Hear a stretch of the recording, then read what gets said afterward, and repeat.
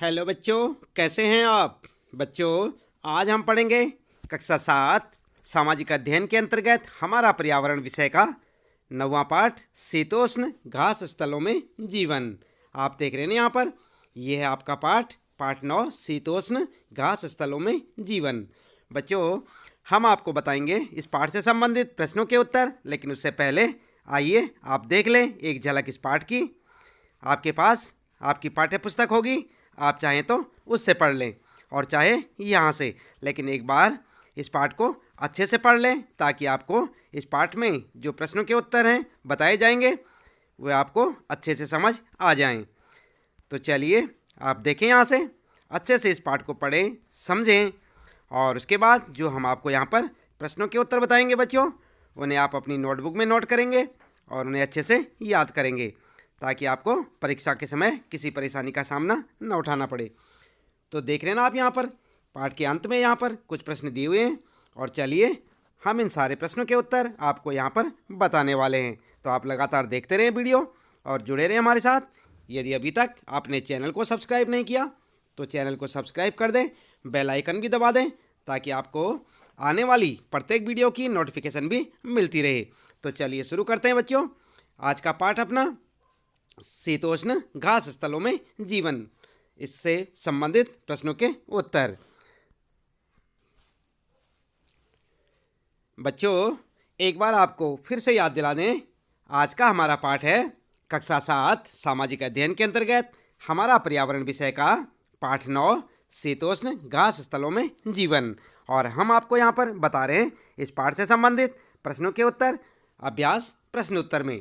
तो चलिए सबसे पहले जान लेते हैं पाठ के अंतर्गत पूछे गए प्रश्न और उनके उत्तर।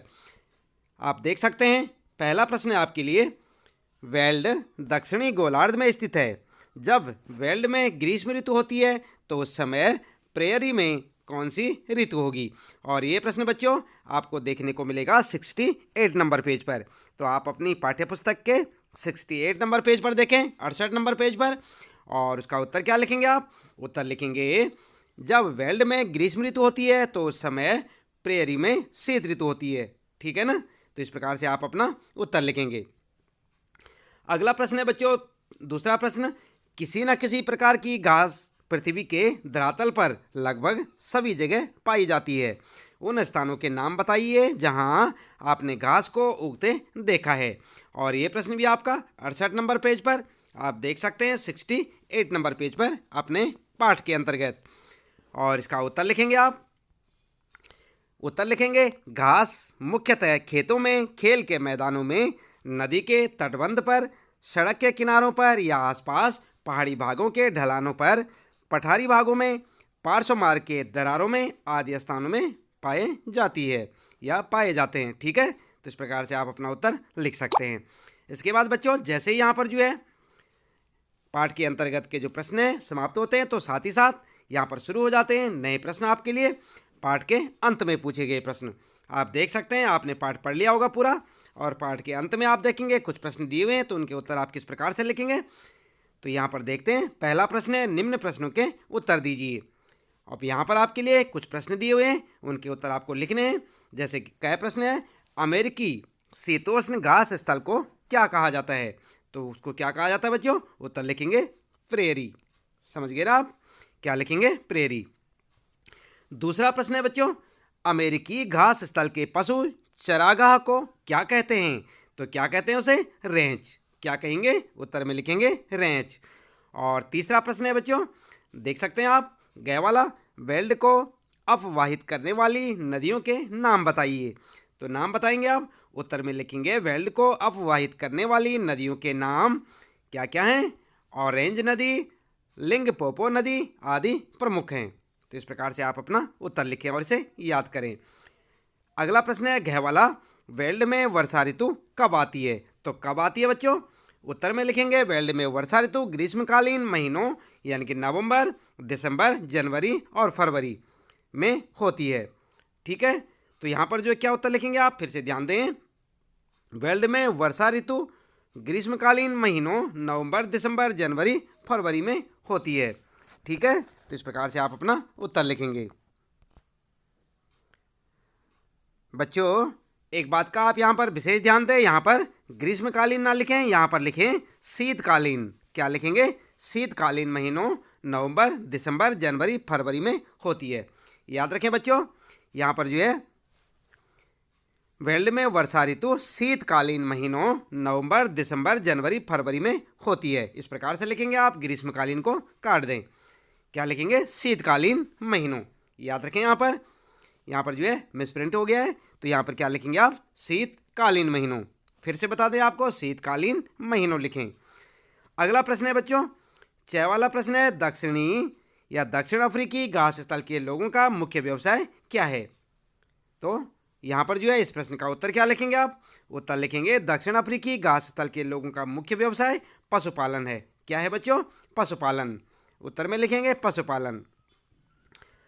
इसके बाद दूसरा प्रश्न शुरू होता है बच्चों, और दूसरे प्रश्न में यहाँ पर जो है आपने क्या करना है? सही का चिन्ह लगाना है। सही उत्तर पर सही का चिन्ह लगाइए।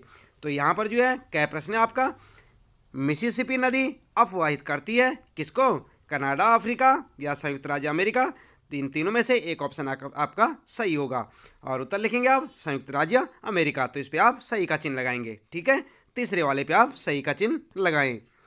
अगला प्रश्न है बच्चों, डेकेन्सबर्ग पर्वत किसे घेरते हैं? और यहाँ पर 3 ऑप्शन है आपके लिए, प्रेयरी, वेल्ड या पंपास। देख रहे हैं ना आप यहाँ पर? तो आपने पाठ में पढ़ा होगा। उत्तर में क्या लिखेंगे आप? उत्तर में लिखेंगे वेल्ड। देख रहे हैं ना आप? तो यहाँ पर लिखेंगे सही का चिन्ह किस पे लगाएंगे? दूसरे पे, वेल्ड पे। डेकेन्सबर्ग पर्वत किसे घेरते हैं? वेल्ड को। अगला प्रश्न है बच्चों, गया वाला मेरिनो प्रजाति है किसकी है? ये मछली की, हाथी की या भेड़ की? आपने पाठ पढ़ लिया होगा। उत्तर में लिखेंगे भेड़ की। भेड़ क्या आती है? मेरिनो प्रजाति की। मेरिनो प्रजाति में कौन आती है? भेड़ आती है। उत्तर में क्या लिखेंगे? भेड़। और भेड़ पर आप सही का चिन्ह लगाएंगे, तो ये उत्तर आपका सही होगा। अगला प्रश्न है गया वाला बच्चों, किम्बर लेक किसके लिए प्रसिद्ध है? और यहाँ पर 3 ऑप्शन है आपके, हीरा, चांदी या प्लेटिनम। देख रहे हैं ना आप यहाँ पर? किम्बर लेक किसके लिए प्रसिद्ध है? तो किसके लिए प्रसिद्ध है? उत्तर में लिखेंगे हीरा। किस पे लगाएंगे आप सही का चिन्ह? हीरा पे। देख रहे हैं ना आप? फर्स्ट पे लगाएंगे आप हीरा। अगला प्रश्न है बच्चों, तीसरा प्रश्न है, निम्नलिखित स्तंभों को मिलाकर सही जोड़े बनाइए। और वहाँ पर आप देख सकते हैं, अपनी पाठ्य पुस्तक में भी देख सकते हैं आप, कै में ख, ग, घ और च। तो यहाँ पर जो है इस प्रकार से दिया हुआ है, और आप इनको जो है सही वर्ग में लगाएंगे। ऐसे करके आप इन्हें मिलाएंगे। तो आप कैसे मिलाएंगे? उत्तर में चलिए देख लेते हैं। उत्तर में आप किसके साथ क्या मिलाएंगे?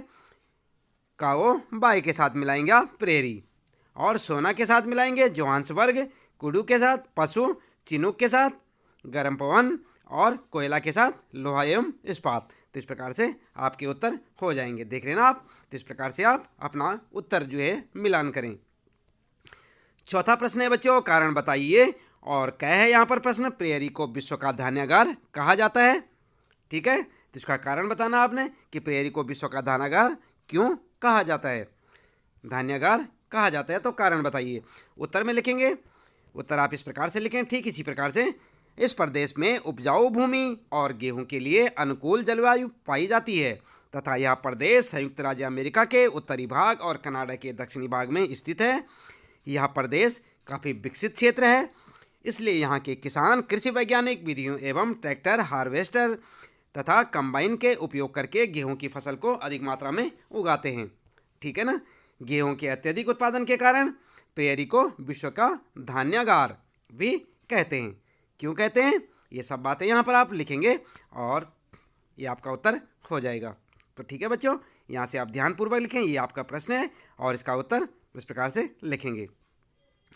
अगला प्रश्न है ख वाला प्रश्न बच्चों, बेल्ट में ऊनी उद्योग का विकास इसका कारण लिखेंगे आप। तो कारण क्या लिखेंगे? उत्तर लिखेंगे बेल्ट में ऊनी उद्योग के विकसित होने के कारण निम्नलिखित हैं। 1, 2, 3, 4 करके लिखेंगे। बेल्ट का अधिकतर भाग घास से ढके हुए हैं। तो पहला है बेल्ट के जो अधिकतर भाग हैं वो किससे ढके हैं? घास से। दूसरा लिखेंगे भेड़ पालन यहाँ के लोगों का मुख्य व्यवसाय है। मेरिनो भेड़ एक लोकप्रिय प्रजाति है और इससे काफ़ी अच्छा ऊन मिलता है। तीसरा पॉइंट लिखेंगे यहाँ शीत ऋतु ठंडी एवं शुष्क होती है। इस दौरान तापमान 5 सेल्सियस से 10 सेल्सियस के मध्य रहता है तथा ग्रीष्म ऋतु काफ़ी छोटी होती है, इसलिए यहाँ ऊनी वस्त्र की मांग काफ़ी अधिक होती है। तो इस प्रकार से आप अपना उत्तर लिख सकते हैं बच्चों। ध्यानपूर्वक लिखें और इसे याद भी करें। 5वां प्रश्न है बच्चों आपके लिए, काफ़ी इंपॉर्टेंट है ये भी। मानचित्र कौशल उत्तरी, मानचित्र कौशल से संबंधित प्रश्न है। यहाँ पर जो है क्या करेंगे आप, उत्तरी अमेरिका के रेखा मानचित्र पर रॉकी पर्वत, ग्रेट लेक, मिसिसिपी नदी, सास्केचियन नदी, शिकागो और विनिपेग शहर चिन्हित करें। तो ये सारी चीज़ें आपने किस में बतानी है, मानचित्र में। मानचित्र कौशल से संबंधित प्रश्न है, ध्यान देंगे आप। यहाँ पर जो है मानचित्र कौशल से संबंधित प्रश्न है आपका पूरा यहाँ तक। उत्तरी अमेरिका के रेखा मानचित्र पर रॉकी पर्वत, क्या क्या दिखाना आपने, एक तो रॉकी पर्वत, एक ग्रेट लेक, एक मिसिसिपी नदी और सास्केचियन नदी, शिकागो और विनिपेग शहर चिन्हित करें। तो उत्तर में आप किस प्रकार से करेंगे, इस प्रकार से आप देख सकते हैं बच्चों। ये आपका जो है मानचित्र आप एक मार्केट से लेंगे, ये आपके पास अगर कहीं से उपलब्ध होता है तो इस प्रकार के एक मानचित्र लें और उसमें आप ये सब चीज़ें यहाँ पर दिखाएंगे। यहाँ पर दिखा सकते हैं बच्चों, जैसे आप देख रहे हैं यहाँ पर सास्केचियन नदी, और ये देख रहे हैं ना आप यहाँ पर रॉकी पर्वत, हुरैन फॉल और मिसिसिपी नदी, मिशिगन फॉल, एरी फॉल और ये सब चीज़ें जैसे यहाँ पर आपको दिखाई दे रही हैं, इसी प्रकार से आप इन्हें बढ़ते चले जाएं और आपका उत्तर हो जाएगा। एक बार ध्यान से देखें बच्चों, फिर से देखें, ये आपका उत्तर है और क्या क्या आपने लिखना है इसमें, ये सब चीज़ें आप यहाँ से देख के लिख सकते हैं। दिख रहा है ना आपको। चलिए इसके बाद बच्चों बात करते हैं इसी पाठ से संबंधित प्रश्नों के उत्तरों की। तो ये यहाँ पर जो है इस पाठ से संबंधित प्रश्नों के सारे उत्तर आपके समाप्त हो जाते हैं और मिलते हैं फिर अगली वीडियो में। आप लगातार जुड़े रहें हमारे साथ।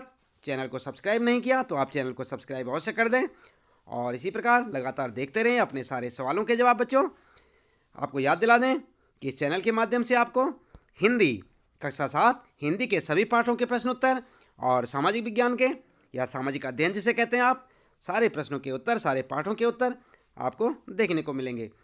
इसलिए आप चैनल में हमारे साथ लगातार जुड़े रहें और देखते रहें लगातार अपने सारे सवालों के जवाब। तो लेते हैं इसी के साथ आज आपसे विदा। मिलते हैं फिर अगली वीडियो में बच्चों। तब तक आप इन्हें याद करें और अच्छे से समझें प्रश्नों के उत्तरों को और उन्हें अपनी नोटबुक में लिख के उन्हें याद भी करें। तो बच्चों इसके साथ ही लेते हैं आपसे विदा। आपका दिन शुभ हो।